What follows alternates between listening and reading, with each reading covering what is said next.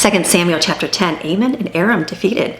Now it happened later that Nahash, the king of Ammonites, died, and his son Hanun became king in his place.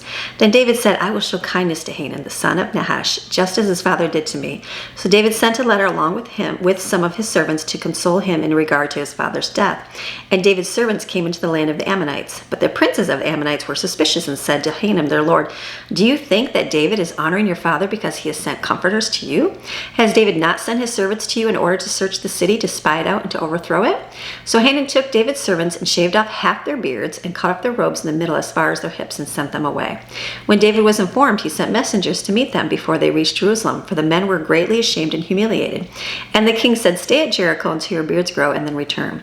When the Ammonites saw that they had become an object of hatred to David, they sent word and hired the Arameans, the Syrians of Beth-Robiah, and the Arameans of Zobah, 20,000 foot soldiers, and the king of Maacah with 1,000 men, and the men of Tob with 12,000 men to fight for them. When David heard about it, he sent Joab and the entire army, the strong and brave. And the Ammonites came out and lined up for battle at the entrance of the city gate.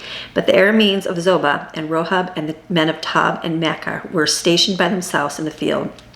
Now when Joab saw that the battlefront was against him in front and in the rear, he selected some of all the choice men in Israel and sent them in battle formation to meet the Arameans, the Syrians.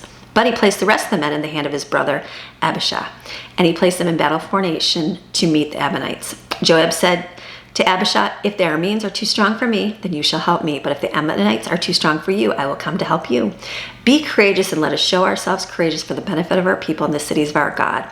And may the Lord do what is good in his sight. So Joab and the people who were with him approached the battle against the Arameans, and they fled before him. When the Ammonites saw that the Arameans had fled, they also fled before Abishai and entered the city. So Joab returned from battling against the Ammonites and came to Jerusalem. When the Arameans saw that they were defeated by Israel, they gathered together. Hadadezer sent word and brought out the Arameans who were beyond the river Euphrates, and they came to Helam, and Shobach, the commander of the army of Hadadezer, led them. When David was informed, he gathered all Israel together and crossed the Jordan and came to Helam. The Arameans assembled in battle formation to meet David and fought against him. But the Arameans fled before Israel, and David killed 700 Aramean charioteers and 40,000 horsemen, and struck Shobach, the commander of their army, and he died there. When all the kings serving Hadadezer saw that they had been defeated by Israel, they made peace with Israel and served them.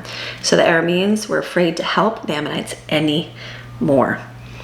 All right, lots of things that David is fighting in his wars. That's what we're learning about here. But I think tomorrow we're going to get to something that David did. So this is your daily Bible chapter reading God's Word Monday through Friday. See you tomorrow.